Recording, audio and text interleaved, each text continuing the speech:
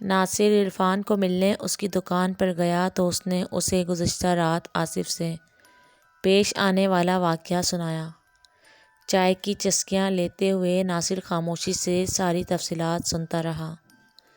یار عرفان، یہ پریشان کرنے والی باتیں چھوڑ، میرا کہیں گھومنے کو دل چاہ رہا ہے، ناصر نے چائے کا آخری گھونٹ بھرتے ہوئے کہا۔ اچھی طرح جانتا ہوں تمہیں، آرام سے بیٹھی رہنے والی چیز نہیں ہو تم، عرفان بولا۔ بہرحال بتاؤ کون سی جگہ جانا چاہتے ہو، کوئی ایسی جگہ جو میں نے پہلے نہ دیکھی ہو، ناصر نے کپ ٹرے میں رکھتے ہوئے کہا۔ اہرام مصر جانے کے بارے میں کیا خیال ہے، عرفان نے شرارتاً کہا۔ یار مذاق مت کرو، میں واقعی کہیں سیر کے لیے جانا چاہتا ہوں، اتنے دن ہو گئے گھر رہ کر بیزار ہو گیا ہوں، ناصر نے جمائی لیتے ہوئے کہا۔ عرفان نے جواب دینے کے لیے منہ کھولا ہی تھا کہ بازار کے کچھ لوگ آ گئے۔ وہ سب الیکشن کے سلسلے میں ہونے والی میٹنگ کے لیے چودھری شمشیر کی حویلی کی طرف جا رہے تھے اور عرفان کو بھی ساتھ لے جانے کے لیے زور لگا رہے تھے۔ عرفان ٹال مٹول میں مصروف تھا مگر ناصر کے ذہن میں کچھ اور ہی چل رہا تھا۔ وہ اٹھا اور اس نے اس کے ساتھ جانے کی حامی بھر لی۔ اس کی بات سن کر عرفان کا منہ کھلا کا کھلا رہ گیا۔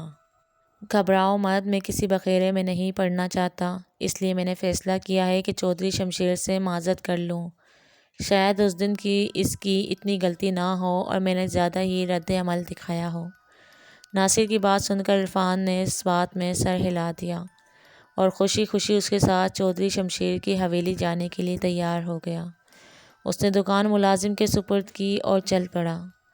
چودھری شمشیر کی حویلی پہنچے تو وہاں لوگوں کا جم گفیر تھا مگر خود وہ نظر آ رہا تھا اور نہ اس کے ملازم۔ حال نما جس کمرے میں سب بیٹھے تھے وہاں لوگوں کے طرح طرح کے تبصروں سے کان پڑی آواز سنائی نہ دے رہی تھی۔ انہیں بیٹھے کافی دیر ہو گئی مگر چودھری شمشیر نہ آیا۔ ناصر اکتا کے اٹھ کھڑا ہوا اور عرفان کو باہر نکلنے کا اشارہ کیا۔ صبح کے 10 بج رہے تھے مگر سوائے ہال کے پوری حویلی میں خاموشی تھی۔ باہر نکل کر ناصر نے ایک طرف چلنا شروع کر دیا۔ بھائی کچھ بتاؤ گے ہم کہاں جا رہے ہیں، عرفان نے اس کے کندھے پر ہاتھ رکھتے ہوئے کہا۔ یار مجھ سے مزید انتظار نہیں ہو رہا، چودھری شمشیر حویلی کے اندر ہے، وہیں اس سے ملاقات کر کے واپس چلتے ہیں، ناصر نے اسے سمجھانے کے انداز میں کہا۔ واہ، مان نہ مان میں تیرا مہمان، چوروں کی طرح ملنے جائیں گے تو لینے کے دینے پڑ جائیں گے، عرفان نے گھبرا کر کہا۔ فکر نہ کرو، کچھ نہیں ہوتا، میں سب سنبھال لوں گا، ہم یہاں لڑائی جھگڑا کرنے نہیں بلکہ امن و شانتی کا پیغام لے کر آئے ہیں، ناصر نے آگے چلتے ہوئے کہا۔ یا اللہ رحم، جب تک اس لڑکے کے ساتھ ہوں جان مال عزت آبرو سب کچھ تیری امان میں ہے، عرفان نے اونچی آواز میں دعا مانگی۔ شش، ناصر نے ہونٹوں پر انگلی رکھتے ہوئے اسے خاموش رہنے کا اشارہ کیا۔ گرد و پیش کا جائزہ لیتے وہ حویلی کے پچھلے حصے میں داخل ہو گئے۔ یہاں کچھ کمرے نظر آ رہے تھے۔ ناصر بڑی احتیاط سے ایک ایک کر کے تمام کمرے دیکھ رہا تھا۔ عرفان کا دل بری طرح دھڑک رہا تھا۔ اسے ابھی تک ناصر کے اس طرح چودھری شمشیر کی حویلی کی تلاشی لینے کی وجہ سمجھ نہیں آئی تھی۔ تمام کمروں کے وسط میں واقع ایک کمرے کا دروازہ دوسرے کمروں کے دروازوں کی نسبت کافی بڑا تھا۔ ناصر کو گمان ہوا کہ شاید وہ یہ کمرہ چودھری شمشیر کا ہے۔ دروازہ تھوڑا کھلا رہ گیا تھا۔ ناصر نے آرام سے اسے دھکیل کر اندر جھانکا لیکن یہ کمرہ بھی خالی تھا۔ باہر نکل کر اس نے آہستگی سے دروازہ بند کیا اور آگے بڑھنے ہی والا تھا کہ اس کی آنکھوں کی پتلیاں حیرت سے پھیلتی چلی گئیں۔ کمرے میں اس کی نظر ایک ایسی چیز پہ پڑی تھی جسے دیکھ کر وہ ٹھٹک گیا۔ عرفان بڑی خاموشی سے اس کی تمام حرکات و سکنات دیکھ رہا تھا۔ ناصر دوبارہ دروازہ کھول کر کمرے میں داخل ہوا تو وہ بھی پیچھے پیچھے ہو لیا۔ یہ کمرہ دیگر کمروں کی نسبت کافی کشادہ تھا۔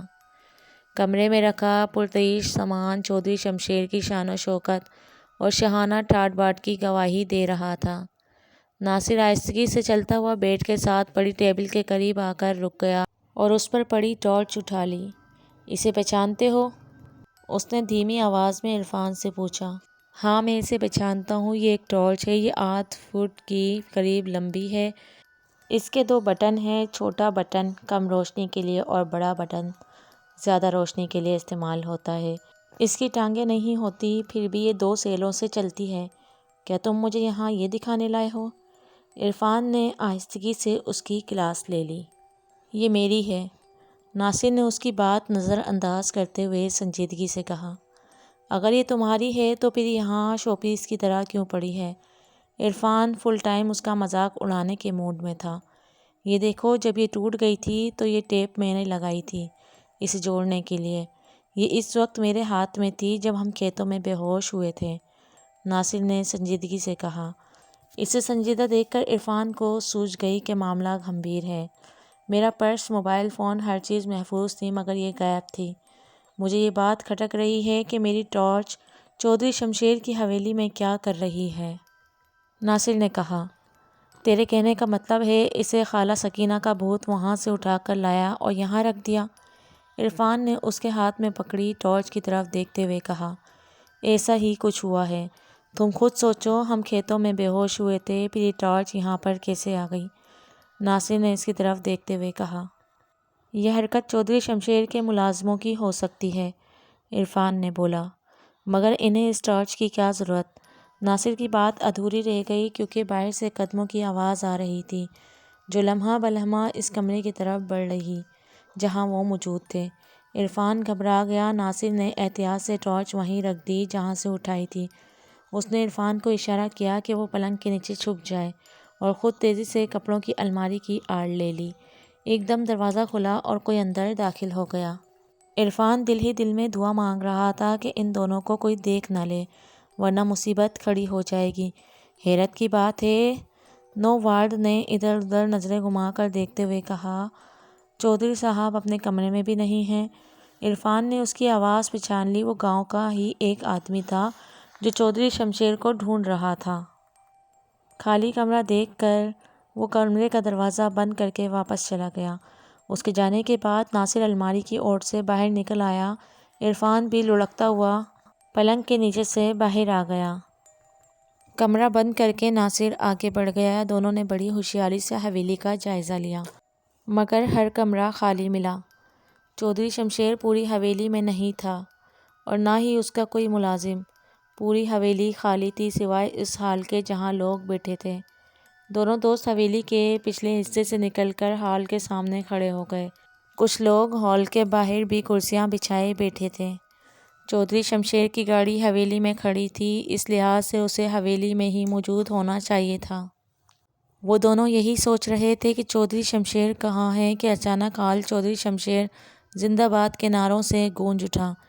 انہیں حیرت کا شدید جھٹکا لگا۔ چودھری شمشیر باہر سے نہیں آیا تھا بلکہ حویلی کے اندر سے ہی برآمد ہوا تھا۔ دونوں نے حویلی کا ایک ایک کمرہ نہایت احتیاط سے دیکھا تھا لیکن انہیں چودھری شمشیر کہیں نظر نہیں آیا، مگر اب وہ اپنے 5 ملازموں کے ساتھ ہال میں جلوہ گر تھا۔ البتہ اس کی ناک سوجی ہوئی تھی جیسے کسی نے اسے زوردار گھونسا رسید کیا ہو۔ عرفان بھی حیرت کے سمندر میں ڈبکیاں کھا رہا تھا۔ بہرحال دونوں ستونوں کی آڑ لے کر حویلی سے باہر نکل گئے اور وہاں سے سیدھے دکان پر جا پہنچے۔ اندر بیٹھتے ہی عرفان نے ملازم کو کھانا کھانے بھیج دیا۔ عرفان چودھری شمشیر کی حویلی سے ٹارچ ملنے اور اس کی پراسرار طریقے سے ہال میں آمد پر حیرت زدہ تھا لیکن وہ اسے غیر معمولی واقعہ نہیں سمجھ رہا تھا۔ ہو سکتا ہے ٹارچ اس کے کسی ملازم کے ہاتھ لگی ہو اور اس نے لا کر چودھری شمشیر کے کمرے میں رکھ دی ہو، لیکن چودھری شمشیر کی پراسرار آمد اسے ہضم نہیں ہو رہی تھی۔ جہاں تک مجھے سمجھ آئی ہے تم چودھری شمشیر سے معافی مانگنے نہیں گئے تھے۔ عرفان کی بات سن کر ناصر خیالات کی دنیا سے باہر آ گیا۔ بہت دماغ چلنے لگا ہے تمہارا، ناصر نے مسکراتے ہوئے کہا۔ تمہاری ایک ایک رگ سے واقف ہوں میں، تمہارا وہاں جانے کا مقصد کچھ اور تھا۔ عرفان نے اس کی جانب دیکھتے ہوئے کہا، میں بس ایک نظر اس حویلی کو دیکھنا چاہتا تھا اور قدرت نے خود بخود اس کا بندوبست کر دیا۔ ناصر نے مسکراتے ہوئے کہا۔ اب تم کیا کرو گے؟ عرفان نے پوچھا۔ پتہ نہیں، ناصر نے کندھے اچکاتے ہوئے کہا۔ مجھے تم پر اعتبار نہیں کیونکہ تم جب بھی کچھ کرتے ہو بہت ہی برا کرتے ہو۔ ناصر عرفان کی بات سن کر ہنسنے لگا۔ میرا خیال ہے اب مجھے چلنا چاہیے، اماں کے ساتھ کہیں جانا ہے، اس لیے اب کل دوبارہ ملیں گے۔ ناصر دکان سے باہر نکلنے لگا تو ریاست نے اس کا بازو پکڑ لیا۔ وہ تم سے ایک ضروری بات کرنا تھی چاچا فرمان کی بیٹی کے متعلق۔ عرفان کی بات سن کر ناصر اس کی جانب استفہامیہ نظروں سے دیکھنے لگا۔ یار وہ چاچا فرمان نے بتایا ہے کہ چونکہ اس کی بیٹی کی شادی تھی اس لیے اسے کچھ پیسوں کی ضرورت تھی۔ وہ چودھری شمشیر سے ادھار پیسے مانگنے گیا۔ اس نے اسے روپے دینے کا وعدہ کیا لیکن ساتھ ہی اس کی بیٹی کا رشتہ بھی مانگ لیا۔ کیا؟ عرفان کی بات نے ناصر کو حیران کر دیا۔ چاچا فرمان نہ مانا تو اس نے اسے دھمکیاں بھی دی تھی اور تم یہ بات مجھے آج بتا رہے ہو؟ مجھے بھی آج ہی پتہ چلی ہے۔ ہمیں یہ بات پولیس کو بتانی چاہیے۔ نہیں یار، چاچا فرمان علی سے سختی سے منع کیا ہے کہ یہ بات کسی کو بھی معلوم نہیں ہونی چاہیے ورنہ اس کی رہی صحیح عزت کا بھی کباڑہ ہو جائے گا۔ اس نے ایک دوست کی حیثیت سے تمہیں بتا دیا اور تم بھی اس بات کا اب راز ہی رکھنا۔ ناصر نے عرفان کی بات کا کوئی جواب نہ دیا لیکن اس بات نے اس کی پریشانیوں میں مزید اضافہ کر دیا تھا۔ رات تیزی سے بھاگی رہی تھی لیکن ناصر کو نیند نہیں آ رہی تھی۔ بستر پر کروٹیں بدل بدل کر وہ تنگ آ چکا تو لائٹ آن کر کے کمرے میں ٹہلنے لگا۔ اس کی پرتجسس عادت نے اسے بہت بے چین کر رکھا تھا۔ اس کے ذہن میں مختلف سوال گردش کر رہے تھے۔ حویلی خالی تھی تو چودھری شمشیر کہاں سے ٹپکا؟ اس کی ٹارچ کیتوں سے چودھری شمشیر کی حویلی میں کیسے پہنچی؟ جس بدرو کو دیکھ کر بے ہوش ہوا تھا اگر وہ چودرانی سکینہ تھی تو اس نے اسے نقصان کیوں نہ پہنچایا؟ کیا بدروہیں اتنی سمجھدار ہوتی ہیں کہ اپنے اور پرائے میں پہچان سکیں؟ بازار میں تلخ کلامی کے بعد کیا واقعی چودھری شمشیر نے ہمیں ڈرانے کے لیے ہمارے گھر میں چوری کرائی؟ کیا چودھری شمشیر سچ مچ چاچا فرمان کی بیٹی کے اغوا میں ملوث ہے؟ چودرانی سکینہ کی بدرو بہت ڈیل ڈول والی تھی۔ آصف نے جس بدرو کو دیکھا وہ جوان تھی۔ کیا بدروہیں کئی کئی شکلیں بدل سکتی ہیں؟ آخر لال حویلی کے آصف کا راز کیا ہے؟ چاچا فرمان کی بیٹی اور دیگر بچے گاؤں سے کیسے غائب ہوئے اور کہاں گئے؟ گاؤں میں آخر ہو کیا رہا ہے؟ ناصر کے دماغ میں بہت سے سوالات ہوا کے بگولوں کی طرح تیزی سے گردش کر رہے تھے۔ مضطرب انسان کو نیند کہاں آتی ہے، اس لیے وہ کمرے میں چکر پہ چکر کاٹ رہا تھا۔ جوابات کی تشنہ طلبی کے بعد پیاس نے آن گھیرا تو کچن کا رخ کیا۔ پانی پی کر واپس آ کر بستر پر ہی بیٹھا تھا کہ دروازے پر ہلکی دستک نے اس کو منتشر خیالوں کی دلدل سے باہر نکال دیا۔ اس نے جلدی سے کتاب ہاتھ میں پکڑ لی۔ اگلے ہی لمحے ماسٹر عبداللہ کمرے میں داخل ہو گئے۔ وہ کمرے میں لائٹ روشن دیکھ کر آ گئے تھے۔ ناصر نے انہیں یہ تاثر دینے کی کوشش کی کہ وہ کتاب پڑھ رہا ہے۔ خیر تو ہے بیٹا، رات کے اس وقت تک جاگ رہے ہو؟ جی ابا، سب خیر ہے، اس نے مسکراتے ہوئے جواب دیا۔ رات کو جلدی سونے اور صبح صبح اٹھنے کے بہت سے روحانی اور طبی فائدے ہیں ناصر بیٹا۔ صبح اٹھ کر فجر کی نماز پڑھنے سے انسان کو بہت ذہنی سکون ملتا ہے۔ نماز پڑھنے سے انسان کا تعلق اپنے خالق سے مضبوط ہوتا ہے۔ جی ابا۔ ماسٹر عبداللہ کی باتیں سن کر ناصر نے ادب سے کہا، وہ ابا آپ سے ایک بات پوچھنی تھی۔ جو مرضی پوچھو میرے بیٹے، انہوں نے مسکراتے ہوئے کہا۔ ایک انسان کے سامنے اگر ظلم ہو رہا ہو تو اسے کیا کرنا چاہیے، جبکہ اسے یہ بھی پتہ ہو کہ ظلم کے خلاف آواز بلند کرنے سے وہ خود بھی مشکلات میں پھنس سکتا ہے؟ بیٹا، ہمارا دین ہمیں مایوس ہونا نہیں سکھاتا۔ جو ظلم کرتے ہیں اللہ ان سے بہت بڑا ہے۔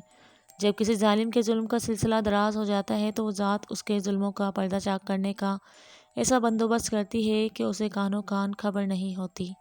ماسٹر عبداللہ نے ناصر کے کندھے پر تھپکی دیتے ہوئے کہا، حالات چاہے جتنے بھی گمبھیر ہوں، ایک مسلمان کی صلاحیتوں کا امتحان مشکلات میں ہی ہوتا ہے۔ وہ کبھی بھی مشکلات کا سامنا کرنے سے نہیں گھبراتا۔ انسان اپنے مضبوط عزم اور ہمت سے کچھ بھی کر سکتا ہے۔ تو یہ مشکلات کیا چیز ہیں؟ جی ابا، ناصر نے سر ہلاتے ہوئے کہا، بیٹا برائی کبھی مستقل نہیں رہتی، وہ اپنے انجام کو ضرور پہنچتی ہے۔ زندہ صرف اچھائی رہتی ہے اور اچھے لوگوں کی وجہ سے ہی دنیا قائم ہے۔ ظالم چاہے کتنا ہی بڑا کیوں نہ ہو، اللہ تعالیٰ نے مظلوموں اور اچھے لوگوں کی حمایت کا اعلان کر رکھا ہے۔ ماسٹر عبداللہ نے کچھ توقف کیا، بیٹا جہاں برائی ہوتی ہے اچھائی کی ابتدا وہیں سے ہوتی ہے۔ وہ اپنے اچھے بندوں کو آزماتا ضرور ہے مگر آخر میں فتح انہی کی جھولی میں ڈالتا ہے۔ یہ فیصلہ لوگوں نے کرنا ہوتا ہے کہ وہ ظالم کے خلاف کھڑے ہوتے ہیں یا خاموشی اختیار کرتے ہیں۔ ماسٹر عبداللہ خاموش ہو گئے۔ جی ابا، ناصر نے مؤدبانہ انداز میں سر ہلاتے ہوئے کہا، اب سو جاؤ، صبح نماز کے لیے بھی اٹھنا ہے۔ ماسٹر عبداللہ نے مسکرا کر ناصر کے کندھے تھپتھپائے اور سونے کے لیے اپنے کمرے میں چلے گئے۔ ابا کی باتوں نے ناصر میں ایک نیا جوش اور ولولہ پیدا کر دیا تھا۔ وہ اپنے آپ کو عزم کی سب سے بلند چوٹی پر کھڑا محسوس کر رہا تھا، جسے اس کے سارے خدشے دور ہو چکے ہوں۔ وہ ارادہ کر چکا تھا کہ وہ گاؤں میں ہونے والی پراسرار وارداتوں کے پیچھے پیچھے چھپے عناصر کو بے نقاب کرے گا، اور اس کے لیے ایک جگہ کا تفصیلی معائنہ کرنے کی ضرورت تھی۔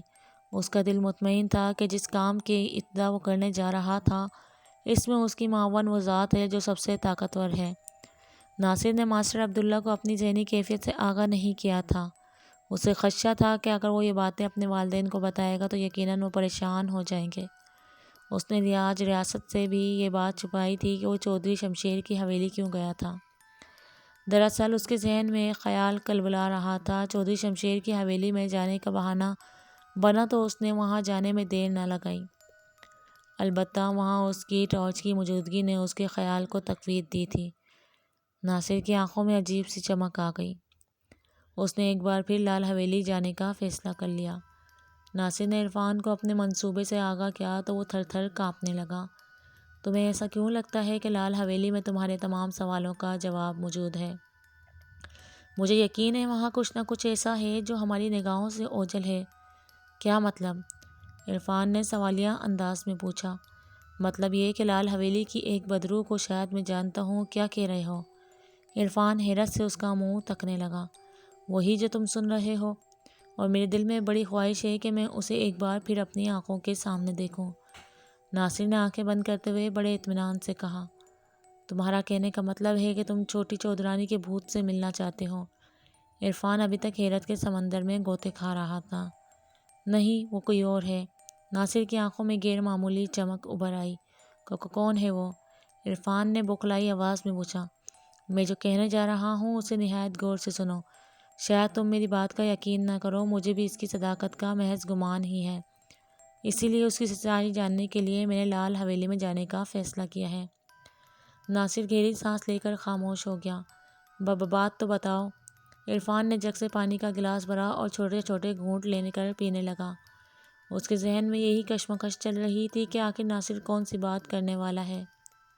ادھر ناصر بھی اپنے ہی خیالات میں گم تھا کہ بات کا سرا کہاں سے ڈھونڈے۔ تمہیں وہ بدرو یاد ہے جسے دیکھ کر ہم نے بے ہوش ہو گئے تھے؟ عرفان نے اس بات میں سر ہلا دیا۔ مجھے لگتا ہے وہ کوئی بدرو نہیں بلکہ چودھری شمشیر کا ملازم تھا۔ ناصر کی بات سن کر عرفان کو ایسا لگا جیسے کسی نے اس کا ہاتھ پکڑ کر انگلیاں سوئچ بورڈ میں گھسیڑ دی ہیں۔ پانی کا گلاس اس کے ہاتھ سے چھوٹ گیا، فرش سے ٹکرایا، چھناکے کی آواز ابھری اور اس کی کرچیاں بکھر گئیں۔ ناصر نے اس کا رد عمل نظر انداز کر کے اپنی بات جاری رکھی۔ یقیناً اب تمہارے ذہن میں یہ سوال ہوگا کہ یہ سب میں کس بنیاد پر کہہ رہا ہوں۔ اس بدرو کو دیکھ کر میرے بھی اوزان خطا ہو گئے تھے، لیکن بے ہوش ہونے سے پہلے میں نے ایک ایسی بات نوٹ کی تھی جو مجھے ابھی تک بے چین کر دیتی ہے۔ اس بدرو کے سر سے خون کے سرخ سرخ قطرے ٹپک رہے تھے، جس کی وجہ سے اس کے بال جلد کے ساتھ چپک گئے تھے۔ ہوش کھونے سے پہلے مجھے اچھی طرح یاد ہے میری نظر اس کے بائیں کان پر پڑی تھی۔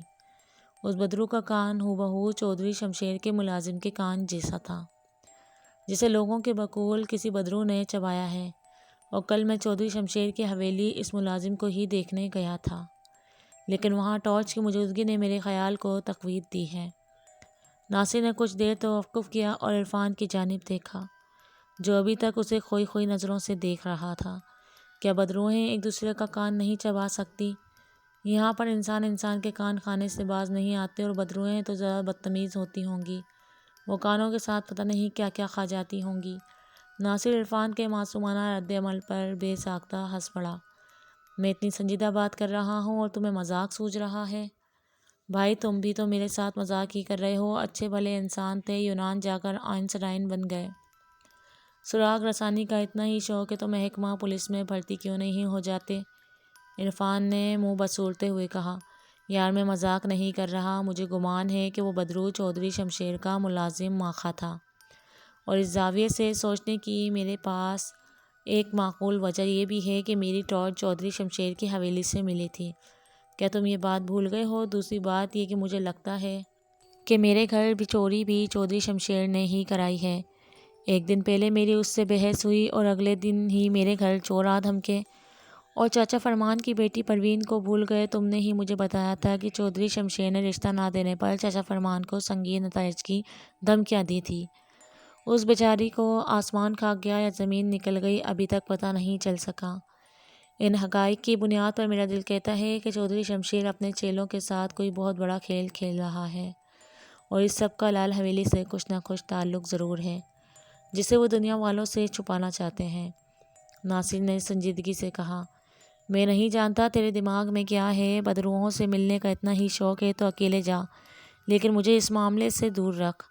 تجھے شاید اندازہ نہیں لال حویلی جانے کا مطلب کیا ہے۔ عرفان نے گھبرا کر کہا، یار عرفان، جب تک میں ان باتوں کی تہہ تک نہیں پہنچتا مجھے چین نہیں ملے گا۔ تم میری فطرت سے واقف ہو، چودھری شمشیر نے میری غیر موجودگی میں میرے گھر والوں کا جینا محال کیے رکھا، اور پھر چوری بھی کرائی اور ابا کو زخمی بھی کیا۔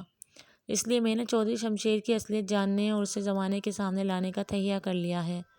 جہاں تک زندگی اور موت کا تعلق ہے تو یہ بات ذہن میں رکھو کہ موت تو ہر وقت منہ کھولے انسان کے پیچھے رہتی ہے، اسے بس موقع کی تلاش ہوتی ہے، اس لیے گھبرانے کی ضرورت نہیں ہے۔